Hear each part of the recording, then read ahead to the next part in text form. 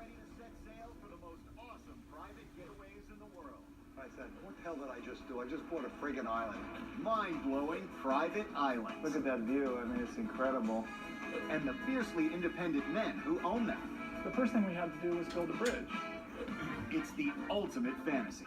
Living life on your own terms. I always love the fact that nobody can knock on your door. And never backing down from a challenge. I said, hey, why don't we move heavy stuff across the ice right now? And they actually thought I was crazy. Owning a private island is a dream come true. But it ain't easy. And it doesn't come cheap. He had to create a small city. He had to create his own water, his own electricity, his own sewage. But who hasn't wondered what it would be like to live on your own private oasis? If you want shopping malls, then this is not your spot. If you want constant beauty, night and day, then this might be it. Now's the chance to take the ultimate plunge on epic private islands.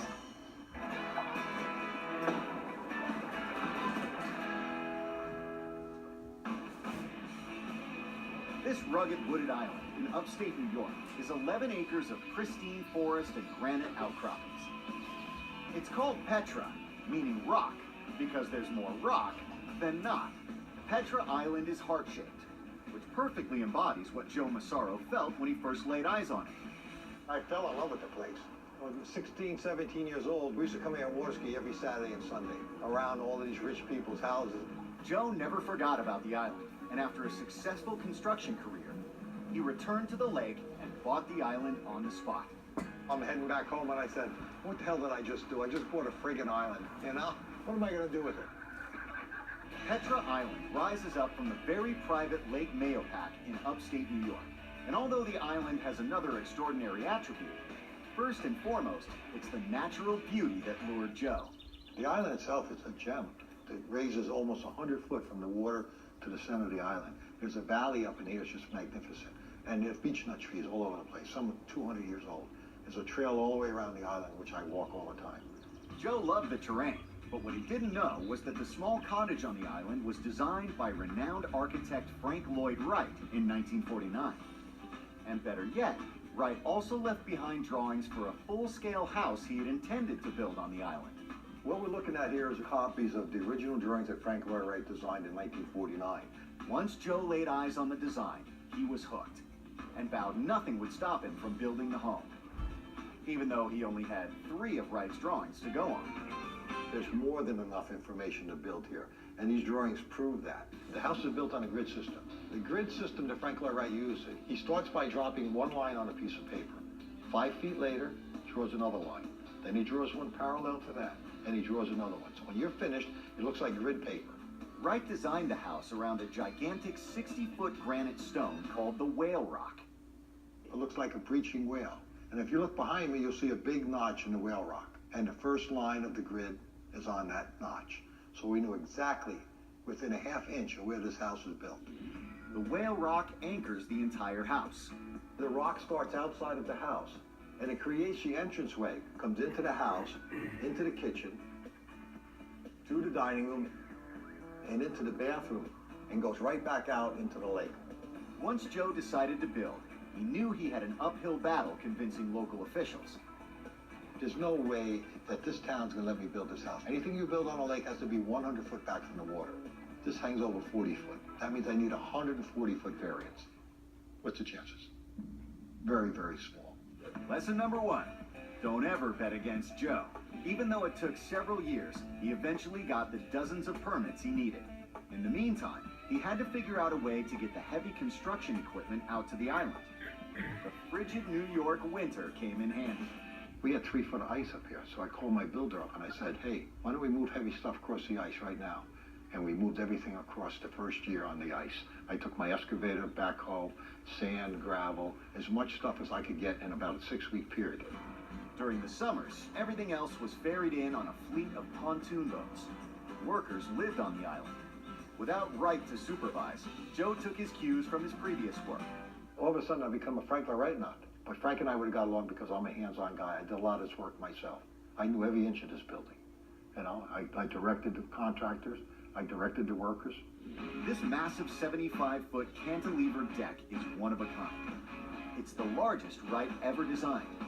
It's a 2-foot thick slab of concrete with 2 layers of rebar in it that are stretched after the concrete dries. And it becomes almost like a bridge, and that's what supports it. Joe had one shot to get it right. This entire slab here had to be poured nonstop, 36 hours, okay, nonstop. We had 2 crews of 20 men in each crew. In all, over 150 tons of concrete was poured. That seemed easy compared to installing the 26 domed skylights. You could not walk through here when this was framed out by the skylights. The wood was this far apart, 2x4s, 4 of them together, supporting. The wood I had left over, I could have built this house twice with the wood I had. The entire project took 4 years to complete. The design of this 5,000 square foot home is signature Frank Lloyd Wright. You look at it, it's all formed with concrete. Dome skylights, just incredible amount of light in this room. You do feel like you're outside. That's why you call it a patio. And if you look behind me on the entrance, he squeezes you into that entrance. You feel almost claustrophobic. And when you open the doors, you can see right through the entire house. The house has 4 bedrooms and a library. Every square inch of it is how Frank Lloyd Wright wanted it, furniture included. It's all there in those initial 3 drawings. I've got 3 queen size and 1 single, just like he wanted. The dressers are where he wanted them and how they wanted them. The kitchen cabinets are exactly where he wanted them. Easy to build with his drawings. In the kitchen, concrete counters complement the rock wall. He knew this rock was here. He knew exactly what the height of the rock was, and he wanted it in his kitchen. And you notice on the cabinets here, we have piano hinges. Every hinge in the house, every door and every window is on a piano hinge. And that's what he used. They're quiet, and they work forever. Wright also got crafty in the master shower. It's the same rock that we started from the outside going right through the house. Frank even figured out a natural place to put the toothbrush. Right in this little notch here. Fits perfectly. The only thing Wright didn't have in his plans that Joe wanted? When I poured the roof, I had to put an extra inch of concrete in that area because I knew I was going to put a helicopter pad in. That's right, a helipad for an easy commute. Imagine 15 minutes from New York City to come up here. Joe spent 4 years building this home, and he thinks Wright would approve. I didn't make one change. If Frank was here, he'd be proud. What Frank put on that drawing, I put in this house. This house is probably closer to any Frank Lloyd Wright house than anyone that's out there. Despite all that, when it comes to naming his favorite place on the island, Joe says there's no contest. The favorite part is the island. I mean, I don't feel like I've come out to the island unless I've taken a walk around it. The island itself is just magnificent. When Frank Lloyd Wright designed this home, he budgeted it at $50,000. Joe admits he went a bit over that. So what price tag would you put on a private island close to New York City? One that comes complete with a Frank Lloyd Wright masterpiece? The answer when we return. The heart-shaped Petra Island stands in the center of Lake Mahopac in upstate New York. It's dominated by 200-year-old beechnut trees and a 5,000 square foot home designed by world-famous architect Frank Lloyd Wright. 60 years ago, Wright budgeted this home at $50,000. Today, both it and the island are worth a rock-solid $19.9 million.